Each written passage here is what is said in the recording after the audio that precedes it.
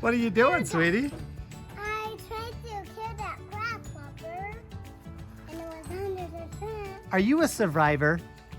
No. Yes, you are. Beautiful survivor.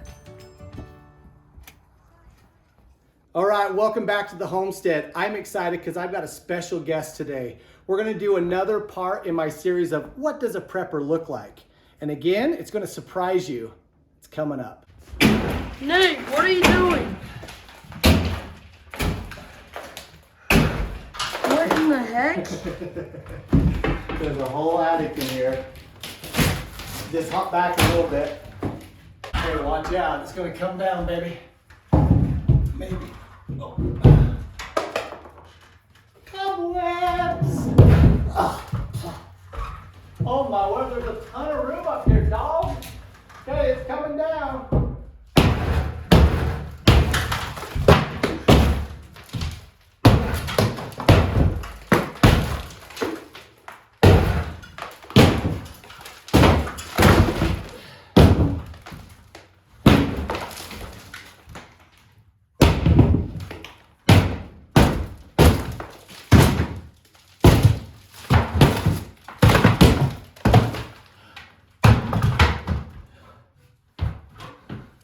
Whoa. I knew it was a false ceiling. Look at that. Come over here and look up there, Bryce. All right, so today on the homestead, we have none other than Grandma Homestead. That would be Mama Homestead to me, but McKenna's filming and it's Grandma Homestead. So I'm excited to introduce you to her. And I've mentioned on this channel many times, I've asked the question many times, what does a prepper look like?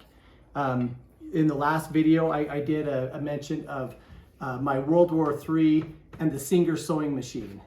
And I talked about how many of you have skills that I don't. Okay, well this woman right here has massive amounts of skills and knowledge that I don't have.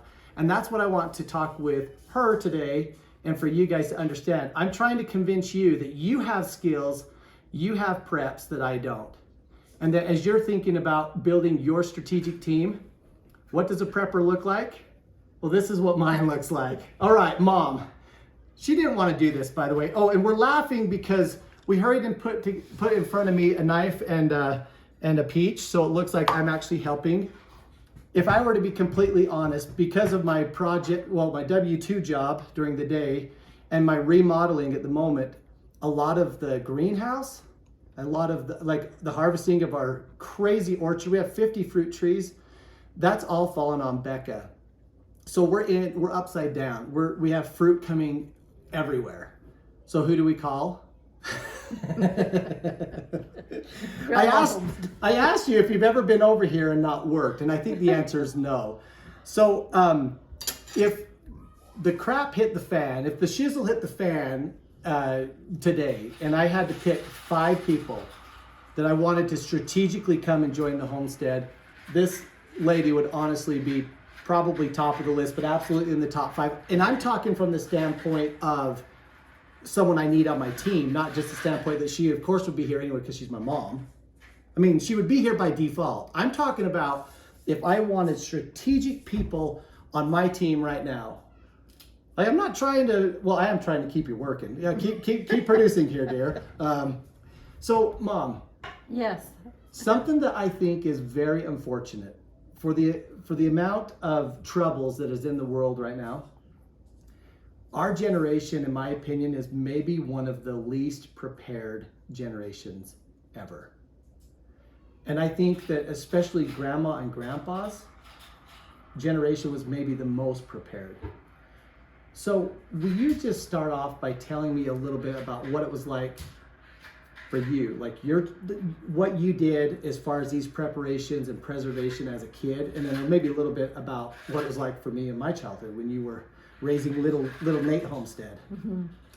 Well, just growing up, my dad had a huge garden, and we did a lot of canning throughout the years. My mom bottled everything. She made things just from her own ketchup to bottling the tomatoes and green beans and red beets and frozen corn, apples, made our own applesauce, bottled deer meat, bottled fish. We'd go to Fish Lake fishing and bottle the fish. But I was just part of growing up. I have 3 older brothers, and they say that's what their memories are, pitting cherries. We had a mason jar, and it had a lid on it with a little stomper thing on it. You'd put the cherry on there and pit them one at a time. But Wait, was it a homemade cherry pitter? no, Is one that you I bought? think it was one that we bought, but we always had homemade pies and everything from our mom. And then our dad was so good to share. We'd always see him walking around town with a little bag of vegetables and fruit that he was taking to some widow or widower. Wow, it's actually really cool. Something that Mrs. Homestead, that would be my wife, Becca. So there's a lot of homestead people here, but she's talked about how, like, kind of the law of the harvest, that every time you go in, especially with green beans, when you pick the beans, the plant immediately sends a replacement. Sometimes not just one replacement, but 2 replacements. And I think there's so many lessons that that I've learned from Grandpa Ver. That, I mean, that guy was always giving. I mean, so let's see. Sorry, I have 5 uncles. 4 uncles. 4 uncles, and then 2. Well, my mom and my aunt. So all of them had massive families, big families, and so Grandpa was not only producing a garden for him and Grandma, but for his 6 kids. I can't do math. We had 2 that died at birth, so actually my mom had 8 children. 8 children, and then 6 kids with 6 families. So he was producing enough food He fed us for, all. for all of those families. But in addition, if you lived in Aurora, you had food showing up at your doorstep. Because I remember as a kid, we would get done harvesting all day long, and then we would walk bags over to multiple people of whatever we were collecting that day. So my grandpa was a huge example of, you know, one of the best ways I think to be grateful to God for the harvest is to share it with others. Very giving. Yeah. So anyway, I've mentioned that his generation knew how to grow and to produce and to preserve and to share. And our generation is maybe a little bit behind in all of those areas. What are some lessons that you wish that not just your kids, but just people around you knew? What are some of those old school lessons that you feel are lacking today and that we need to get back to? Oh my goodness, I see so many lost arts anymore, and it's not just that the young people, they don't know how to preserve and how to can and things like that, but like my memories of my mom also with quilting. She always had a quilt on all the time. Fun part, you probably remember that. Underneath. Playing underneath. We'd go under there and pick all the excess yarn. We thought that was so cool to see you could get the biggest ball of yarn. But I think canning's a lost art, quilting's a lost art. I'm a musician, and so I think, you know, just people learning to play the piano and organ in church, that's getting to be a lost art. Hard to get people to do that anymore. Times are changing. Yeah. Well, and as I survey the geopolitical landscape and just the financial landscape, everything that's going on right now, I think that now is really go time. So what I'm getting at is I'm acting like I know how to do this. I don't. I'm cheating on my next door neighbor here to see what I'm supposed to be doing. This lady's a pro, not just at cutting peaches, but preserving and everything else. And I mean, I can't tell you how many times in my greenhouse that I just long to have my grandpa, so my mom's dad, because he was a master gardener, and I wish so badly I could just pick his brain. Like, we're having an issue with white flies right now, and I would just call him up, Grandpa, what do I do? And he would, you know what he would do? He would probably say, son or grandson, I'll be there in 20 minutes. He'd probably put down the phone, because first of all, they weren't a digital generation, which is a huge benefit to them. And he'd probably put down the phone, and he'd probably drive over here and show me what to do. All the things that he knew how to do. And so that's kind of, I guess my first message here is, what kind of grandma homestead preppers do you have in your life next door or a phone call away that you could go learn some of this from? Because I would suggest that the time is like nigh at hand, that you're going to need to have some knowledge, just like the knowledge I wish I could get from Grandpa Ver. I can't call him up. He passed away several years ago, But you know what? A lot of his knowledge is stored over here in this beautiful person next to me. I wish I knew everything he knew. But you know a lot. He would raise cantaloupe, a watermelon, yeah. peanuts. He loved to try new things. Yeah. Yeah, he was an Try. experimenter too. Now you know why we have so many different varieties going on in the greenhouse. Okay, what other questions should we ask Grandma Homestead, Becca? By the way, I have disclosed to the channel, Becca, that the heavy lifting of the homestead, as far as milking the cow, feeding the rabbits, she was just literally out there on a ladder picking fruit. Risking my life. Risking her life for the channel and for our food. I have disclosed that you're kind of the grunt behind the homestead. She's amazing how she does what she does with 8 kids. I can't keep up with her. I could never. I had 4 boys, and to put 8 on that, Becca, you are amazing. What else? You are one of a kind. We are amazing. What are you talking Not about? that I have an amazing son too, but nobody could keep up with Okay, you. so asking you a question. Yes. Yeah, how did you survive raising Nate? Oh, come on. Well, I'll say out of the 4 boys, he's the most active one, probably. And the most handsome. Say it. They're not going to watch my channel because it deals with preparation and they're all asleep. Wake up!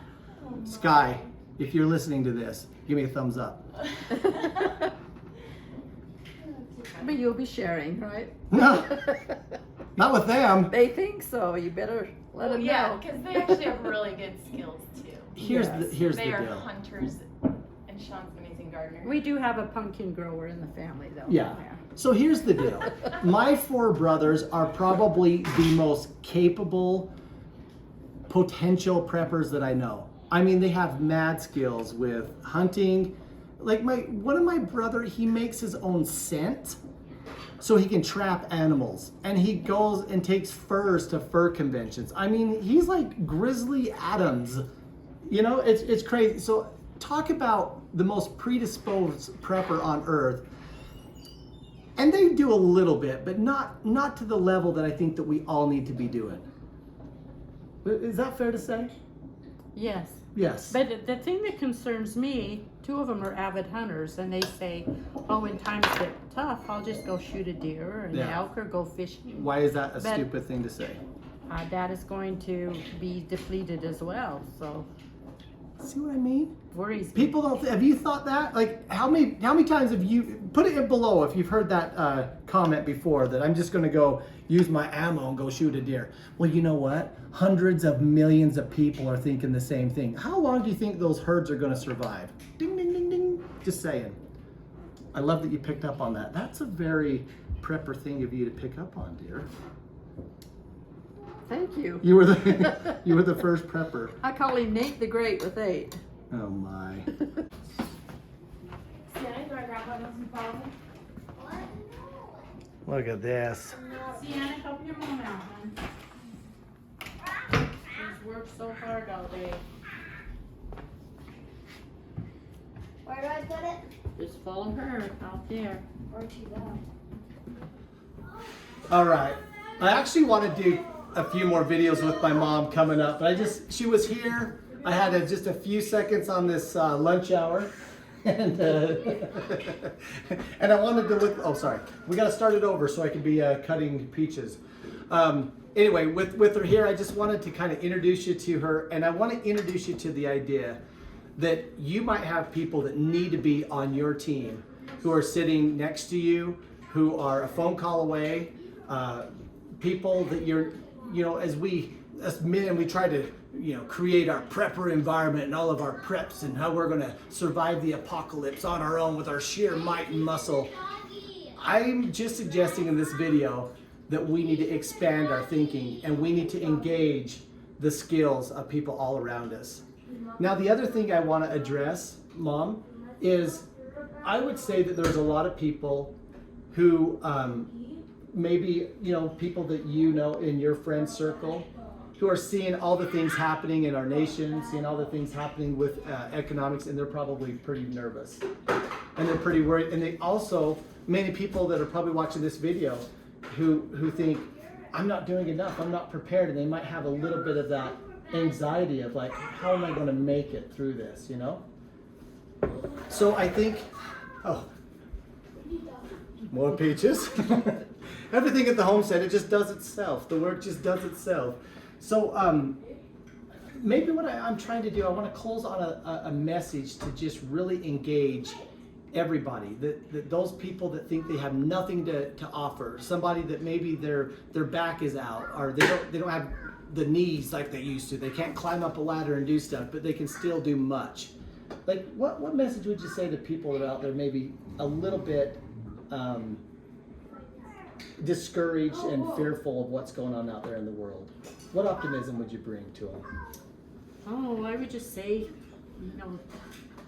do all that you can, because I think times are going to get tough. So we need to stock up. We need to say, we need to be prepared. We need to have a variety of things.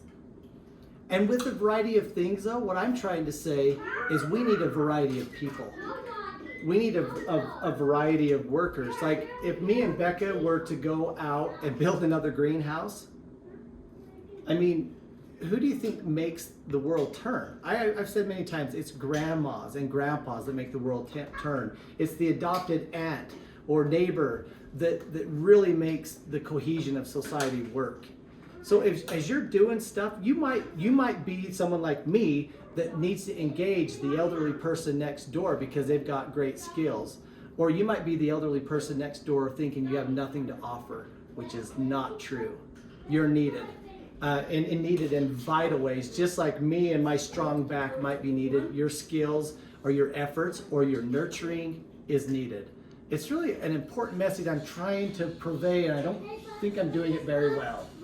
Okay. I think what he's saying is, variety of food, variety of people, because as he talks about elderly, that would be me. I was trying to be nice. I can never climb, I can't now climb a ladder and get in a tree and pick my peaches, and I rely on the younger ones with the strong backs and good health that can do that. That is my point. But see, the thing is that the Nate and Becca's of the world, we can climb the ladder, but we have 8 kids. Do you know how many times we've called for a lifeline? So I'm saying having adequate nurturers, having adequate helpers, having adequate knowledge around you, the things that every single one in this audience has. You have something to bring to the table. So I don't want anyone to feel like if you're unengaged, get engaged. But that doesn't mean that you have to, like, she's the one that taught me how to work. We'd go up and get dirt. Loads and loads of mountain dirt. And you know what? She was a professor, and she always has had this beautiful hair and all these beautiful, like, look at her work clothes. I mean, she just always looks so classy. But you know what? This woman, my memory of her is, yeah, she looked like this, but she was with a shovel digging in dirt and building mounds and digging root cellars and harvesting. And so she's not doing those things anymore, but all of this collective knowledge that she has is still maybe more vital today than it was when she was climbing the ladder. So I'm trying to make that message. I hope it's clear. If it's not, let me know. And if it is, let me know in the comments below. All right, thanks for watching. Seriously. So I just asked my kids to go out to the garden and get some corn. And some did, some didn't. But look at this.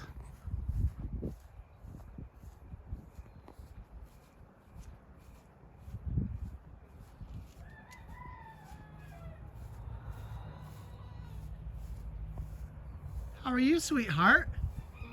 What are you doing? Doing the corn on the cob. Thank you for helping. Can I see it? Dude. Dude, what? There's a caterpillar, but it's the bite one. Ooh, the bite caterpillar? Let's see. Dad, can you get it off? I sure can. Dad's here to save the day. And even there's a gross part. I'll cut it off, okay? Thank you. Yeah.